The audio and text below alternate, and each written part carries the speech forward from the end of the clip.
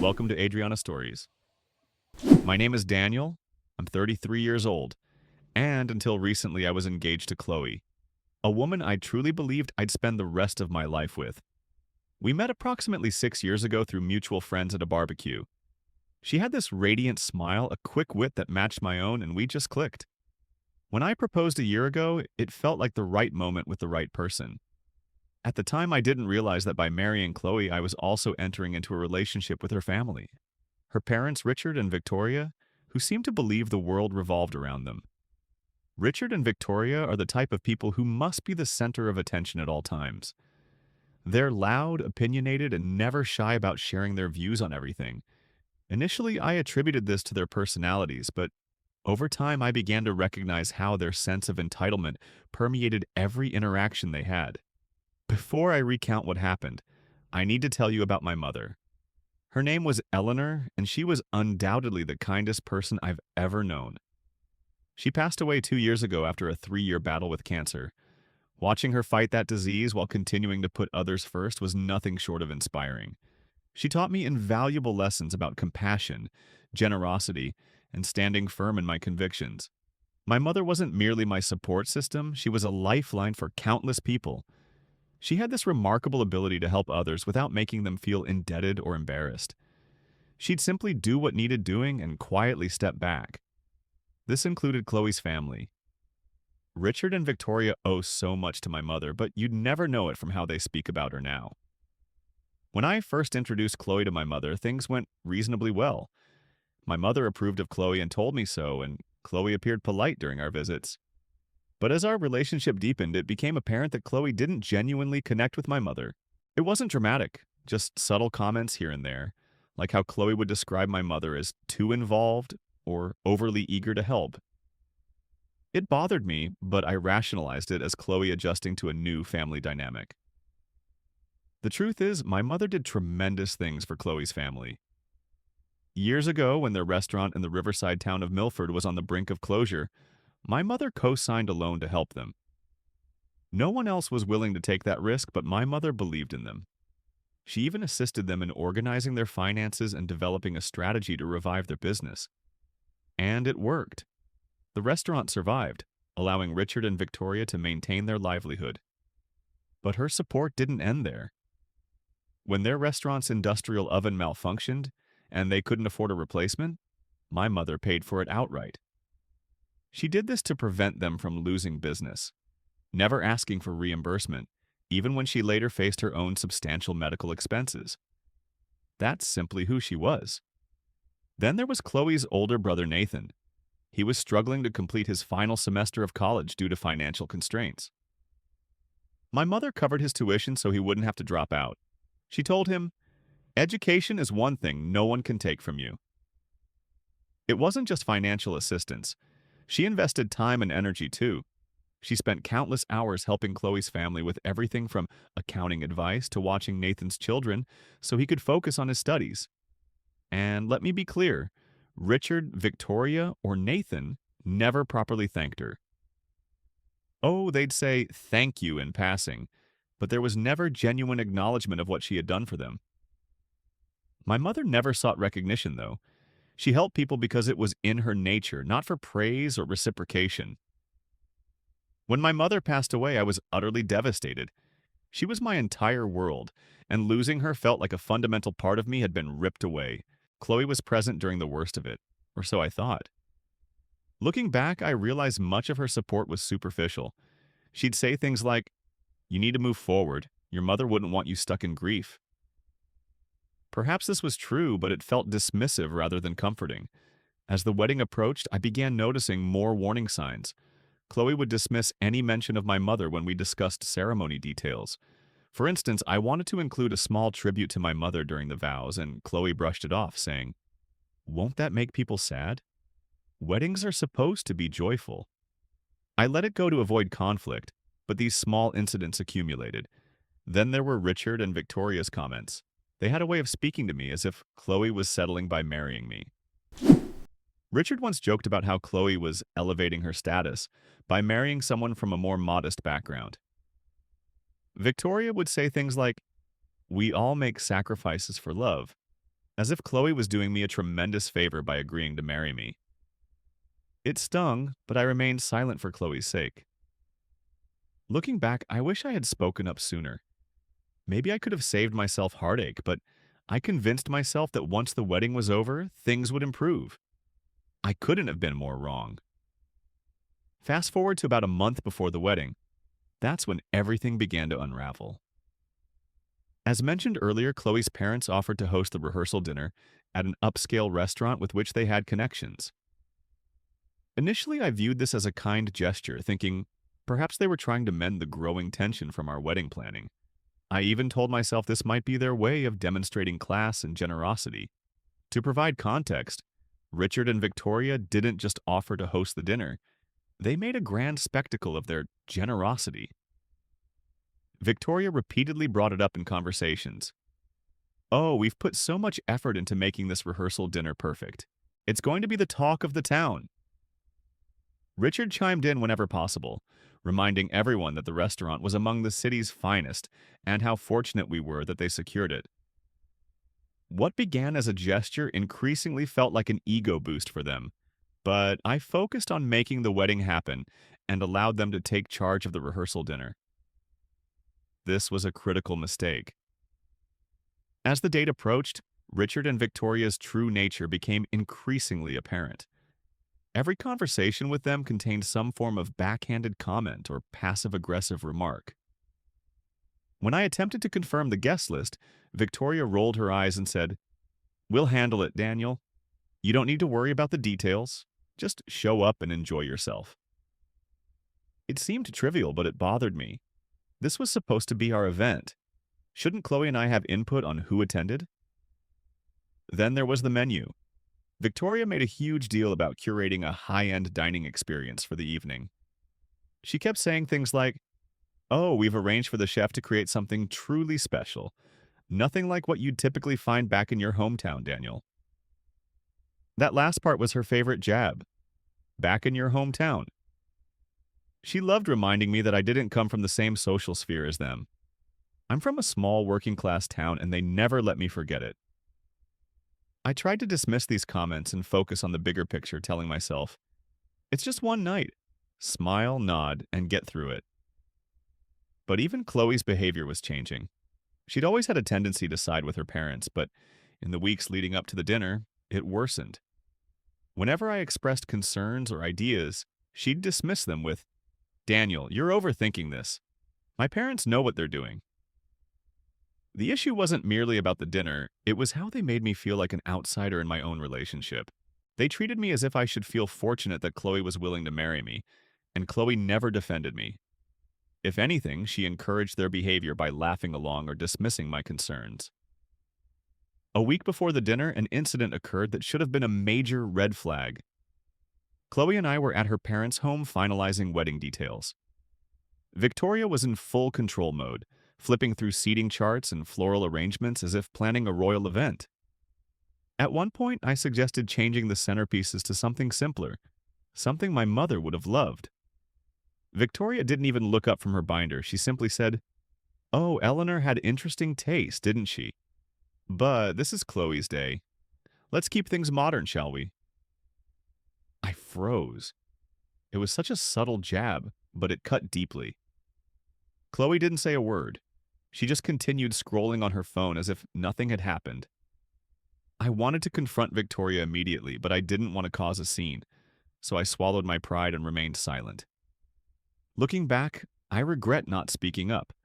It was as if each insult was accumulating, but I kept dismissing them to avoid conflict. The day of the rehearsal dinner arrived, and the tension was palpable from the moment Chloe and I drove to the restaurant. I tried to make small talk to lighten the mood, but she remained quiet, scrolling through her phone with minimal responses. When I asked if she was excited, she merely shrugged and said, "It's just a dinner, Daniel. Don't stress." Upon arrival, Richard and Victoria were already there, acting as if they owned the establishment. Richard stood by the entrance greeting guests like a celebrity, while Victoria directed staff with military precision. The entire atmosphere felt more like a corporate event than a family gathering. The restaurant itself was extravagantly fancy. White tablecloths, crystal chandeliers, the whole display. It screamed, "Look how important we are." And honestly, it only made me feel more out of place. As guests arrived, I noticed something peculiar. Most attendees were from Chloe's side of the family.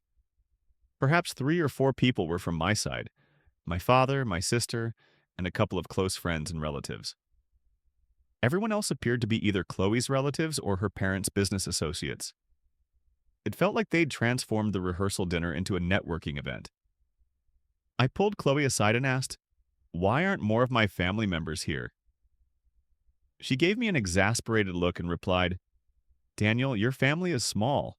My parents needed to fill the room somehow. It's not a big deal." Not a big deal. That was her response to everything. I bit my tongue and returned to mingling, but I couldn't shake the feeling that this dinner wasn't about us. It was about Richard and Victoria showcasing their status. They'd hijacked what was supposed to be a celebration of our relationship and turned it into their personal spectacle. After dinner concluded, the real show began: the speeches. Richard took the microphone first, naturally. He grabbed it as if addressing a conference rather than speaking about his daughter's wedding. He cleared his throat and began, "Welcome, everyone. Tonight celebrates the union of 2 families, our Chloe and, of course, Daniel." He said my name as if it left a bad taste in his mouth. I sat there trying to remain calm, but every word from him was a thinly veiled insult. He spoke about how proud he was of Chloe, how she'd always been the star of the family, knowing exactly what she wanted and pursuing it. Then he added, "And now she's marrying someone who will keep her grounded," smirking as he said it. I swear I heard a few people chuckle. I just stared at him, wondering if I'd heard correctly. He then launched into a story about Chloe's lifelong achievements, emphasizing how fortunate she was to have their guidance to stay on the right path. At one point, he said, "We've always taught Chloe to aim high, and while Daniel might not have been what we initially envisioned," he trailed off, letting the sentence hang as if it were humorous. I could feel my father and sister glaring at him from across the table. Next was Victoria. She strutted to the microphone as if accepting an award. Her speech started acceptably. She spoke about her love for Chloe and excitement for the wedding. But then she began making subtle digs about me. She talked about how Chloe was the perfect daughter who deserved the best in life and added, "It's a good thing she's patient because she's taught Daniel so much already." I nearly choked on my water. What had Chloe taught me? How to bite my tongue while her parents insulted me at every opportunity. Then Victoria turned to me directly and said, "Oh, we're so happy to welcome you into the family, Daniel.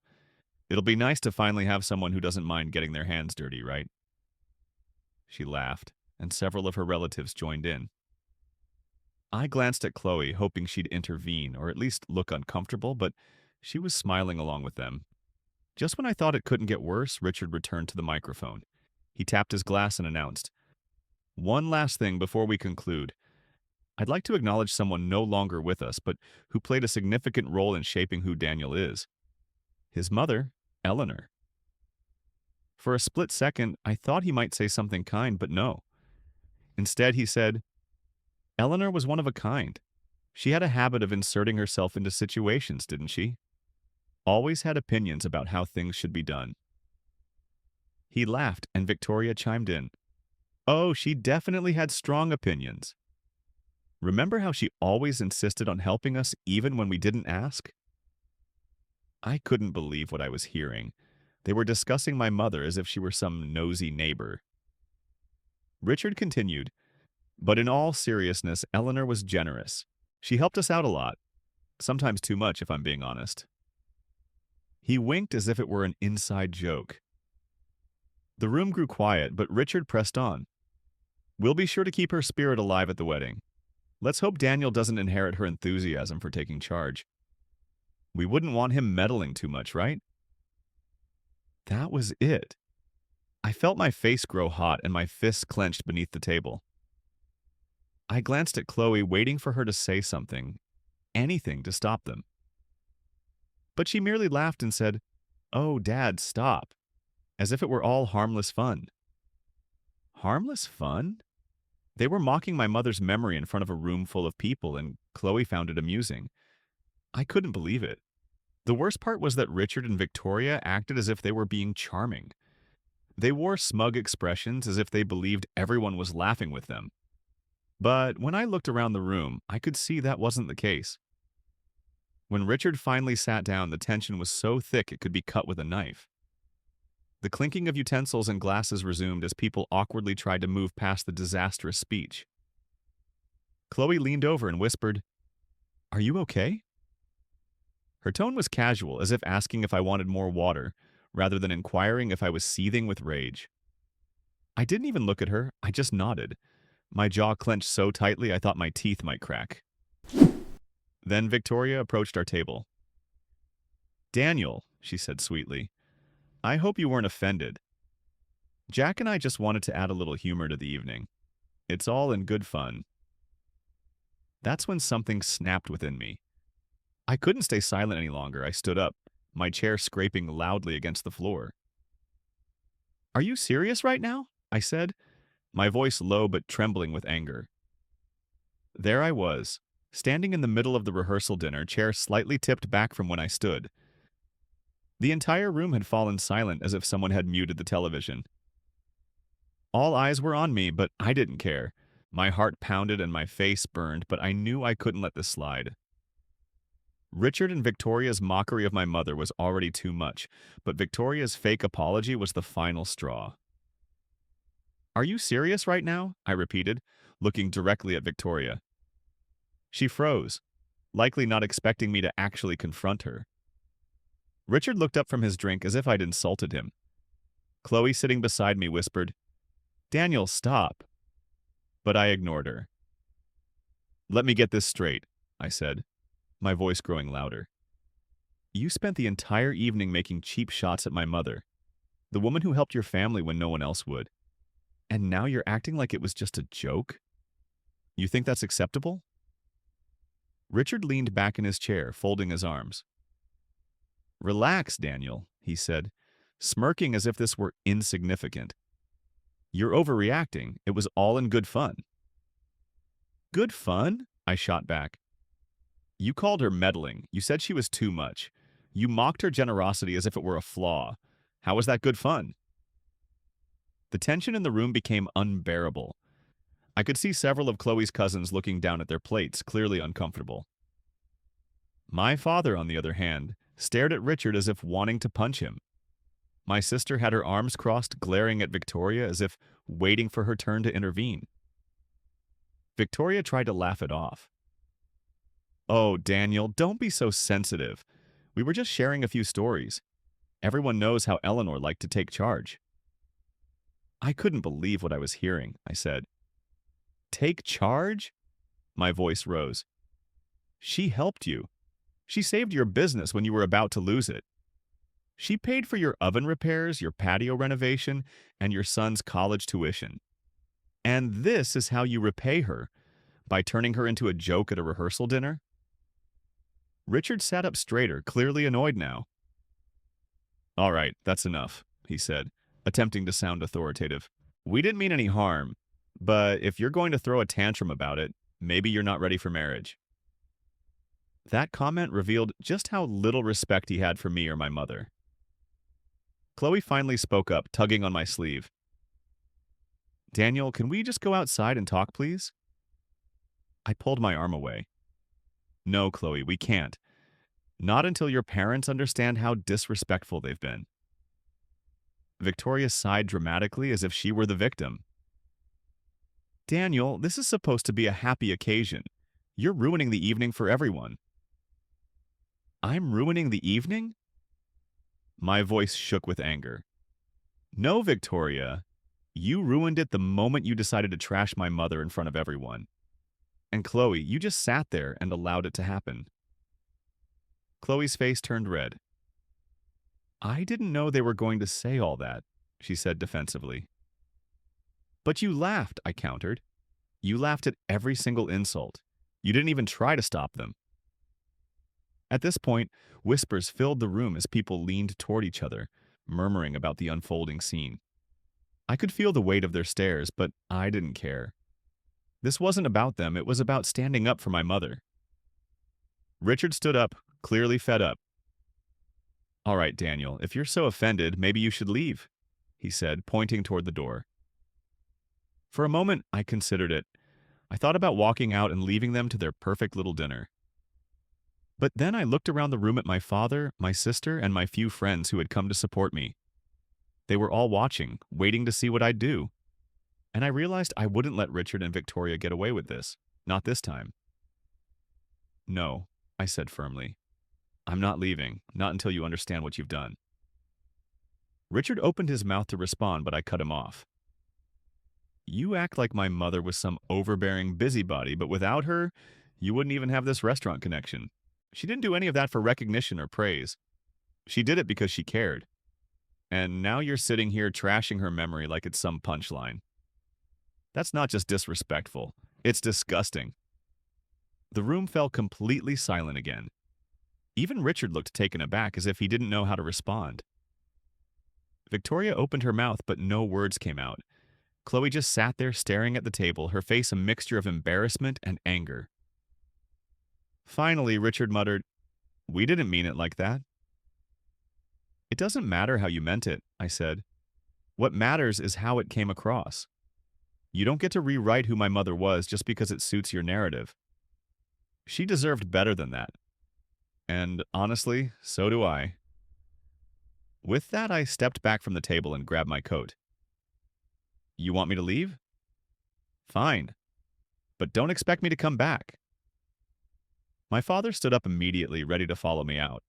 My sister grabbed her purse and shot one last glare at Victoria before joining us. A couple of my friends stood up too, looking uncertain but supportive. Chloe called after me, "Daniel, wait!" But I didn't stop. I walked out of that restaurant, my head held high despite my pounding heart. Outside, my father placed a hand on my shoulder. "You did the right thing," he said. "Your mother would be proud." I nodded, but I didn't feel proud. I felt angry and betrayed. And I realized something. If she couldn't stand up for me or for my mother, then maybe she wasn't the person I thought she was. Part of me believed I'd done the right thing by walking out, but another part couldn't shake the feeling that it wasn't enough. If I left things as they were, Chloe and her family would simply spin the story to make me the villain. They'd frame it as me being too sensitive or overreacting. No, I couldn't let that happen. This wasn't just about me, it was about my mother, her memory, and what I stood for. I took a deep breath and turned to my father. "I need to go back in there," I said. "What?" my sister blurted out. "Why? You don't owe them anything."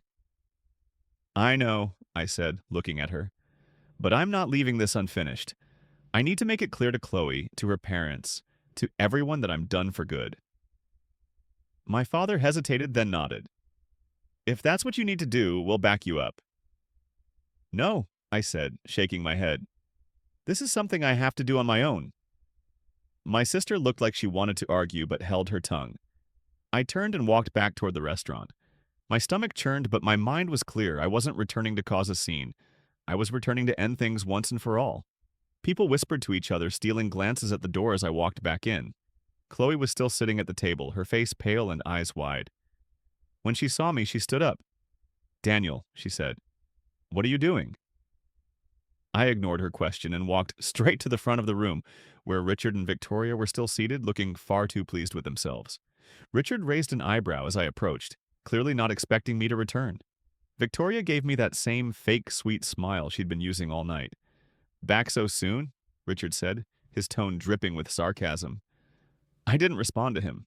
Instead, I turned to face the entire room. "Excuse me, everyone," I said loudly enough for the whole room to hear.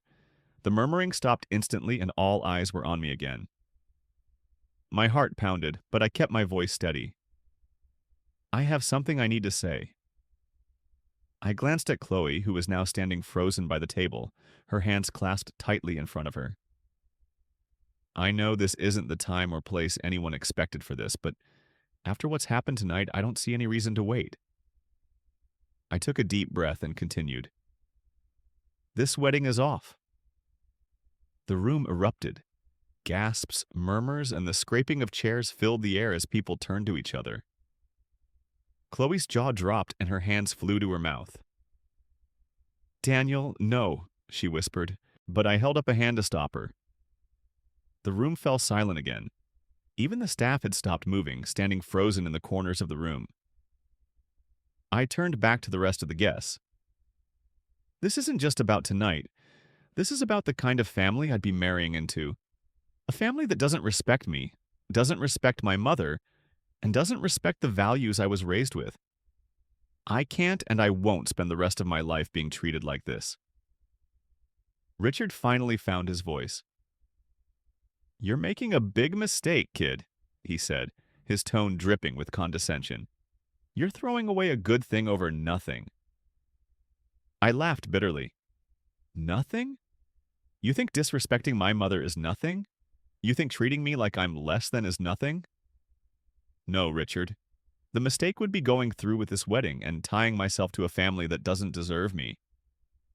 Victoria looked like she was about to cry.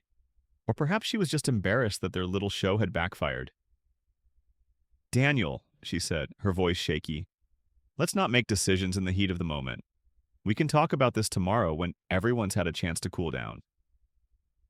"No," I said firmly. "We're not talking about this tomorrow or ever. This is done." I turned to Chloe one last time. Her face was streaked with tears, and she looked like she didn't know whether to scream or beg. I walked back toward the door, my footsteps echoing in the silent room. As I reached for the handle, I heard Chloe call after me one last time. "Daniel, please don't do this." I paused for a moment, my hand on the door, then turned back and said, "I already did." Walking out of that restaurant felt like ripping off a bandage. There was a sting, certainly, but the overwhelming feeling was relief. It was over. The wedding, the constant disrespect, the feeling of being second best in a family I was supposed to join. All of it was behind me. The next morning, the real fallout began. I woke up to about 100 unread messages on my phone. Most were from Chloe, a few from Richard and Victoria, and even some from distant relatives of hers whom I barely knew. The messages ranged from pleading to outright nasty. Chloe's texts were filled with apologies. "I'm sorry, Daniel. I didn't mean to hurt you. Please just talk to me." Richard's were more aggressive. "You embarrassed us in front of everyone. You'll regret this." Victoria tried to play the victim. "I can't believe you do this to Chloe. She didn't deserve this." I ignored all of them. By mid-afternoon, Chloe showed up at my apartment. I'd been expecting it all day, but that didn't make it any easier. When I opened the door, she looked like she hadn't slept. Her eyes were red, and her face was blotchy from crying. She was still wearing the dress from the night before, as if she'd gone straight home and cried herself to sleep. "Daniel," she said softly, her voice shaking, "can we please talk?" I crossed my arms and leaned against the doorframe. "What's there to talk about? I made myself pretty clear last night." She flinched as if I'd slapped her, but didn't back down. "I know you're angry, and you have every right to be, but we can fix this. We can work through it." I shook my head. "You don't get it, do you? This isn't something we can just work through." She wiped her eyes with the back of her hand, her voice cracking. "I was scared, okay? I didn't know what to do." "Scared of what?" I asked, my frustration boiling over. "Scared of upsetting my parents. Scared of making a scene." She didn't have an answer. She just stood there crying while I waited for something. Anything that would make me believe she actually understood what she'd done. But nothing came. Her eyes widened and she took a step closer. "Please, Daniel," she whispered. "Don't do this. We can make it work. I'll talk to my parents. I'll make them apologize. Just don't end it like this." I shook my head again. "It's not just about your parents, Chloe. It's about you. Last night showed me exactly who you are, and I can't unsee it. I deserve better than this." She stared at me for a moment, her face crumpling as the reality sank in. One Saturday afternoon, I was cleaning out my mother's old keepsake box, a container I'd kept since she passed away. Inside were items like her favorite necklace, a pair of earrings she used to wear to church, and a small, delicate locket containing a picture of my grandmother. That locket had been in my family for generations, passed down from mother to daughter, and my mother had given it to me before she died. She'd said, "One day you'll know the right person to give this to." I'd kept it safely in the box ever since. It wasn't just jewelry, it was a piece of her, of our family history. But when I opened the box that day, the locket was gone. At first, I thought I was imagining things. I carefully searched through every corner of the box, but it wasn't there. I checked the drawers where I kept the box, the shelves, even the floor around it. Nothing. My heart sank as realization hit me. Someone had taken it. The only person who'd been in my apartment recently besides my family and close friends was Chloe. My stomach churned as I pieced it together. She'd come over a few days after the breakup to return the engagement ring. She'd asked to use the bathroom before leaving, and I'd thought nothing of it at the time. But now it all made sense. I grabbed my phone and texted her, "Did you take the locket from my mother's keepsake box?" A few minutes later, she replied, "What are you talking about?" I didn't believe it for a second. "You know exactly what I'm talking about. The locket my mother left me. It's gone. You're the only person who's been in my apartment recently. Did you take it?" She didn't respond right away, but when she did, her message made my blood boil. "I borrowed it because I wanted to keep a piece of her with me. I thought it would help me feel closer to you." Borrowed? She'd borrowed it without asking, without even telling me. I couldn't believe the audacity. I called her immediately. When she picked up, she sounded defensive, as if she were the victim. "Daniel, it's not a big deal," she said. "I was going to give it back." "Not a big deal?" I snapped. "That locket has been in my family for generations. It's not some trinket you can just take because you feel like it. How could you even think that was okay?" "I just wanted to feel connected to you," she said, her voice trembling as if trying to play the sympathy card. "I didn't think you'd notice." "Of course I'd notice," I shouted. "It's my mother's, and the fact that you didn't think to ask me first makes it even worse." She started crying at that point, but I wasn't in the mood to comfort her. "Where is it?" I demanded. "It's at my parents' house," she admitted through sobs. "I didn't want to lose it, so I left it there for safekeeping." That was the last straw. You took something that didn't belong to you, something that means more to me than you'll ever understand, and you just left it at your parents' house? Are you kidding me? I'm sorry," she whispered.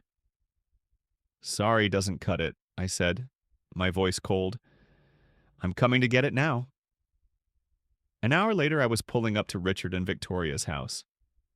My anger had only grown during the drive, and by the time I knocked on the door, I was ready to explode. Victoria opened it, her fake sweet smile fading when she saw the look on my face. "Daniel," she said cautiously, "what are you doing here?" "I'm here to get my mother's locket," I said bluntly. "Lydia told me it's here." Victoria's face shifted to confusion and annoyance. "Chloe took a locket? Why would she just get it?" I interrupted. She narrowed her eyes but stepped aside to let me in. A few minutes later, Chloe came downstairs holding the locket in her hand.